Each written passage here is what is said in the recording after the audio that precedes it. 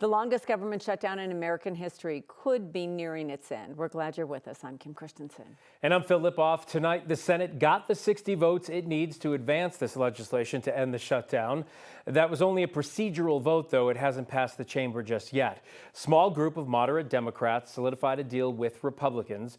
The agreement would fund certain departments through next fall and include a continuing resolution to fund the rest of the government at existing spending levels through January 30th. It would also fully fund SNAP food benefits through next September. And the deal would reverse President Trump's attempted layoffs of federal workers during the shutdown. But in a major concession from Democrats, it would not include an extension of expiring Affordable Care Act subsidies.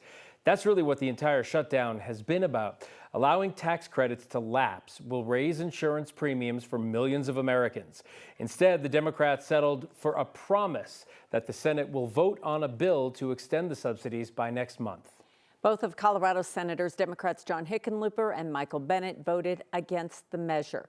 Though Hickenlooper, one of the most moderate Democrats in the Senate, says he understands why his caucus members voted alongside the GOP. And I voted no just because I'm so off. I'm just frustrated. Well, They're doing what they feel is helping the most number of people, and they're not going to stop fighting to get those subsidies restored. In a statement, Senator Bennet wrote in part, "We should reopen the government, but I refuse to do it at the expense of families who are simply trying to pay for health care." After the Senate, the legislation will need to pass through the House and get President Trump's signature before it becomes law. While the shutdown continues, SNAP benefits hang in the balance. Within the past 4 days, we've seen court orders issued, then overturned, and different guidance from different leaders at the state and federal level. 9 News reporter Angeline McCall is following the story. Angeline, this has all left SNAP recipients confused. Right. SNAP hasn't been the easiest thing to follow because every day it seems to be changing. The latest development is a swap from full to partial benefits. How y'all doing, staff? It's been whiplash for SNAP recipients waiting for clarity. No, we really can't answer their questions. Food bank directors told us this week they don't know how to offer that clarity when the answer is something different just days, if not hours apart. But it is causing a lot of stress because, you know, before all the people already were balancing what it meant to pay their rent and their insurance and their car payments. Just within the past 4 days, different rulings and more confusion. On Thursday, a judge ordered the Trump administration to pay out SNAP benefits in full by the end of the week. Then Friday night, the Supreme Court reversed that, saying the Trump administration could temporarily halt SNAP payments for November. The USDA issued a memo this weekend ordering states to pay out partial SNAP benefits at 65%, but Colorado says there's one problem with that. The state already distributed full benefits to about 32,000 people, or about 5% of total SNAP recipients in the state. In a statement, Democratic Governor Jared Polis said nothing is stopping the Trump administration from fully funding SNAP benefits. They're simply choosing not to. He said the state has not reversed payments for those who receive the benefit in full and will continue to distribute the amounts they can. In the meantime, it's hard for people to plan at all when decisions are made that are changed within a moment's notice. And when they don't know, it just causes more and more stress. The administration has told states to reverse payments for those who receive full payments. Now here in Colorado, that's roughly 32,000 people. They're threatening any state that doesn't take the funds back, saying they'll pull federal assistance for SNAP. Colorado has not reversed the funds already distributed, but plans to continue dispersing at that 65% rate, which is something that they're allowed to do under the newest order. In the studio, Angeline McCall, 9 News. Angeline, thank you. And if you are looking for a way to help Coloradans right now, we have one for you. Our 9 Cares Colorado Shares Drive is happening, and we're teaming up with King Soopers, local food banks, to raise money for Coloradans facing food insecurity. Our goal is to raise $750,000. That's enough for more than 2 million meals for people in need. You can scan the QR code on the right side of your screen to go to our donation page. You can also donate when you're checking out at a King Soopers.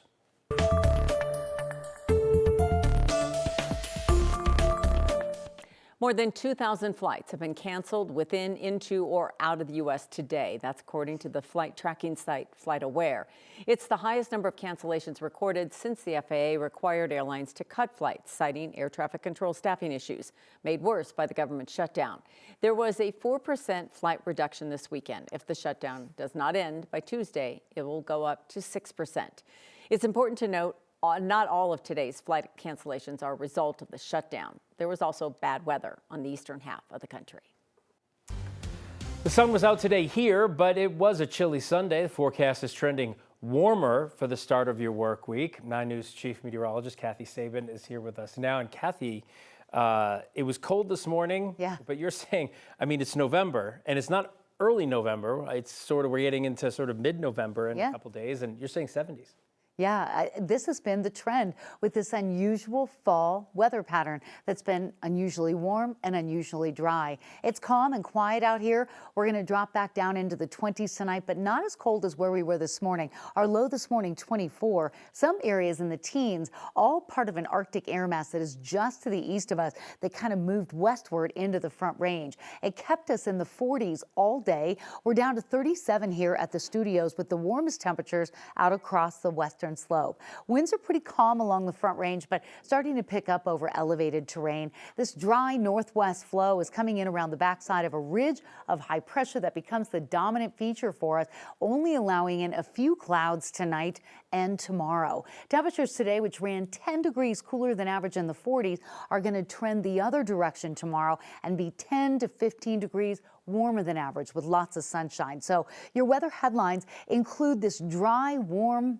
unusual weather pattern. How much longer will it last? We're talking about a storm and a change in the forecast by next weekend, and just in time as we're worried about elevated fire danger again this week and possible record high temperatures. All those details are coming up.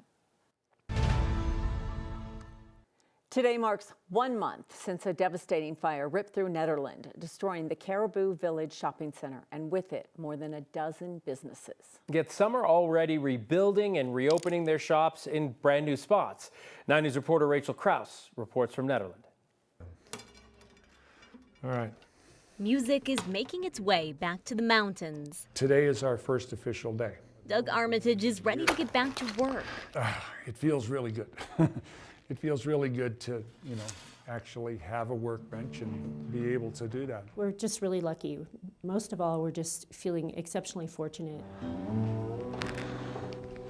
For weeks, these sounds had stopped after a fire destroyed Brightwood Music's home, along with every business inside Nederland's Caribou Village shopping center 1 month ago. At first, most of us were really in shock. They lost the business and all the instruments inside. Yeah, one of them was an instrument that my great-grand-uncle brought over from Germany when he escaped the Nazis. And it was made in the early 1800s. It was a beautiful instrument and, very sentimental to our family as well. He wondered if they should reopen at all. Thought about it for a while. Nederland made it clear they were needed, helping raise the funds for Brightwood to find a new home. 1 month after the fire, Brightwood Music opened up their doors today, and they're not the only ones in town doing so. Mountain Man 2.0 has opened up shop once again, with other businesses impacted by the fire ready to get back to business. I wouldn't expect anything less of the community as a whole to come together and support the reopening. It feels like a warm hug from every direction. Barb Hart knows their stock is slim, but customers are coming back. It really is. It's just amazing. With a few guitars hanging up and hope in store, Brightwood's owners feel ready to move forward with their next song. That's right. And I already know I have to order more strings, so that's a great thing. In Nederland, Rachel Krause, 9 News.